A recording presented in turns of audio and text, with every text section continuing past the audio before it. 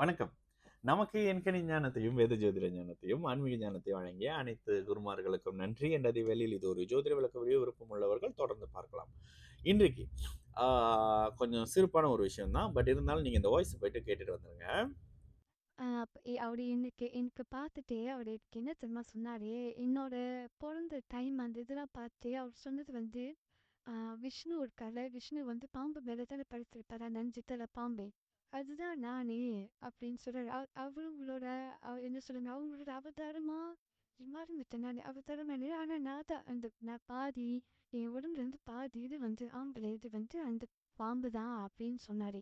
அப்ப அவரு தண்ணீல தானே படுத்திருப்பாரு. அந்த பாம்பு வந்து விஷ்ணு வந்து பாம்பு மேல தண்ணீல தானே படுத்திருப்பாரு.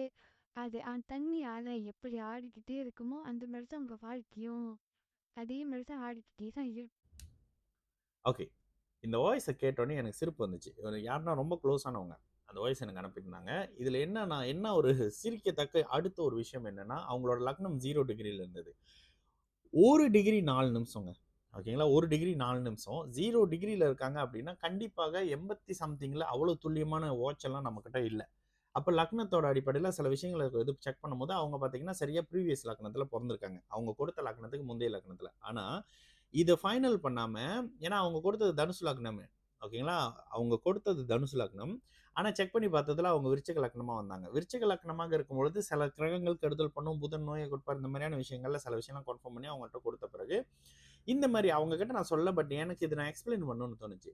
எந்த ஒரு ஜோதிடர் பலன் சொல்ல தெரியாம ஆன்மீகத்துக்கு பின்னாடி போய் ஒளிஞ்சுக்கிறாரோ, அவருக்கு ஜோசியம் தெரியல அப்படின்னு நெனச்சுக்கங்க. ஓகேங்களா? நீங்க ஜோதிடத்துல சகலத்துக்கும் விதி இருக்கு. அவங்க அப்டேட் ஆவல. இன்னமும் வெளியில யாருக்கும் தெரியாம இத சொல்லி சமாளிக்கிறது, அத சொல்லி சமாளிக்கிறது. ஏன்னா மோஸ்ட்லி கஷ்டத்துல தான் வர்றீங்க. என்ன கஷ்டம்ன்றத அந்த ஜோசிடர் சொல்லணும். எது ரீதியான கஷ்டம்ன்றத சொல்லணும். எப்பொழுதுமேங்க ஜோதிடம் என்பது மிகப்பெரிய விஞ்ஞானம். எடுத்த உடனே அவருக்கு அட்லீஸ்ட் அப்படி லைட்டா கிட்டயாவது வந்துர்ற மாதிரி இருக்கணும். நேத்து ஒரு ஜாதகம் நான் எடுத்து அத நான் எக்ஸ்ப்ளைன் பண்றேன் YouTubeல. ஜாதகத்த போட்டேன். ஜாதகத்த போட்டு யாருங்க பொண்ணா? பயங்கரமான கோவக்காரங்களா இருக்கணுமே என்னோனயே.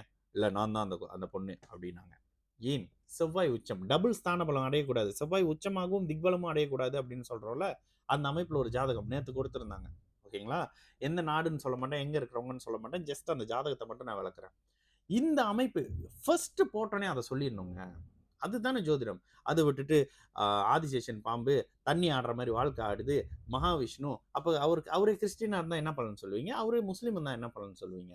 கிறிஸ்டியனா இருந்தா சிலுவைய தூக்கிட்டு வர்றது அதுலன்ட்டு ஒரு கதை சொல்லுவீங்க. முஸ்லீம் இருந்தா எனக்கு முஸ்லீம் ஸ்டோரி அவ்வளவா தெரியாது. அந்த மாரி ஏதாவது கதை எடுத்து சொல்லுவீங்களா? ஜோதிடம் ஆன்மீகம் கிடையாது. ஜோதிடம் சயின்ஸ். மலேசியால இருந்து பார்த்தாலும் நிலா நிலா தான். ஆப்பிரிக்கால இருந்து பார்த்தாலும் நிலா நிலா தான். அரபு நாட்டுல இருந்து பார்த்தாலும் நிலா தான். ரோம்ல இருந்து பார்த்தாலும் நிலா தான். அப்ப பலன் ஒண்ணா தானே இருக்கணும். தயவு செய்து இத புரிஞ்சுக்கங்க. ஓகேங்களா? ஒருத்தர் பலன் சொல்ல முடியாம ஆன்மீகத்துக்கு பின்னாடி போய் ஒளிஞ்சுக்கிறாரு அப்படின்னா, அவருக்கு ஜோதிடம் தெரியல அப்படின்றத புரிஞ்சுக்கங்க. ஜோசியத்துல பித்ரு தோஷம் தெரியாது. ஓகேங்களா? இத மாத்தி அப்பா இருக்காரா இல்லையா? அப்பாவால நல்லதையோ அல்லதையோ உங்களால அனுபவிக்க முடியுதா? அப்பா நல்ல மாதிரி இருக்கிறாரு.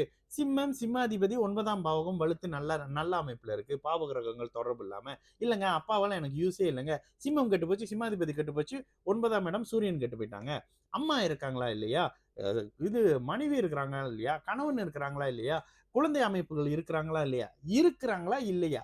இருக்கா இல்லையா? இதுதான் ஜோதிடமே தவிர, இங்க அந்த விஷயத்த பண்ணிட்டா இது வந்துருங்க. இங்க இந்த பூஜைய பண்ணிட்டா இது வந்துருங்கன்னு சொல்றவர்களை தயவு செய்து நம்பாதீங்க. ஆன்மீகம் வேற. சரி இதுல இந்து மதத்துக்காரங்க வந்து பாத்தீங்கன்னா, நீங்க இந்த மாரி கதை சொல்லுவீங்க. வேற மதத்துக்காரங்களுக்கு என்ன மாரி கதை சொல்லுவீங்க? அதுக்கு போய் அவங்க புராணத்தெல்லாம் படிச்சுட்டு வரணும்ல. தேவையில்லாதது. இங்க நான் வாழக்கூடிய அத்தனையும் என்னுடைய ஜாதகத்துல இருக்கக்கூடிய விஷயம்.